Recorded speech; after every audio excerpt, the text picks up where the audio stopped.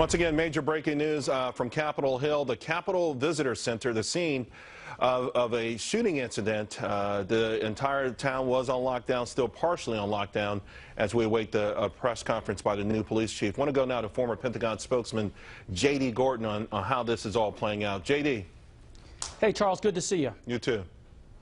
But help us out here. You know, we're hearing that a lone individual walks into the CVC, the Capitol Visitor Center, gets to the magnetometers or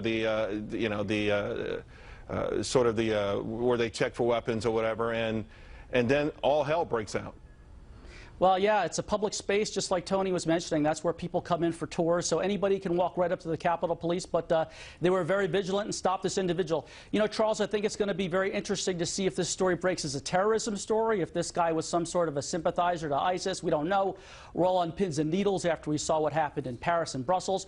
Or if this is just going to break as a gun control story, if this guy just happens to be perhaps mentally unstable. We don't know the issue. So it's going to be really interesting to see how this story breaks. If it is a gun control issue, I got to tell you, we should be pressuring Hollywood to stop making all these violent films, but that's just one of the things that I think is important. We'll see how it breaks. Well, we're certainly going to see how it breaks, and you're right, particularly in the aftermath of what happened in Brussels last week and all of the accumulated terrorist events just in the past year. It hits closer and closer to home, and our first reaction is this terrorism? What does it say that we are so afraid right now about our confidence in those that are supposed to lead us? Again, we tip our hats and we salute the Capitol Hill Police. They acted quickly and no one was hurt, but people are afraid. They are afraid. They should be afraid, and I also salute the Capitol Police. They did a tremendous job today.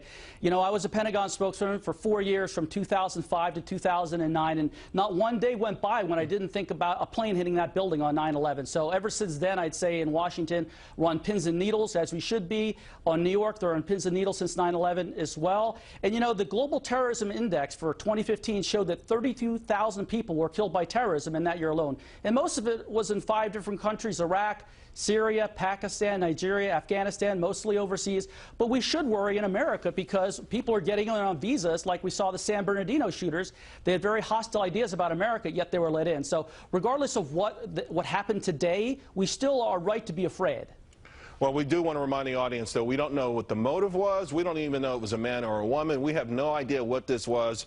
It could be a bunch of different things. There's a checklist of perhaps at least half a dozen reasons that this happened today. But indeed, we are worried and we are concerned, and we are in an era where it would not necessarily be surprising, but certainly it would be another shock to the system. So that's one of the reasons we are waiting eagerly for a press conference that's going to start any moment now for the brand new police chief for the Capitol Hill Police. J.D., where do you think, where do we go from here? Regardless, let's just say it's not a worst case scenario, it's not terrorism. It still speaks to perhaps soft targets being more attractive and inviting out there for anyone that wants to do harm.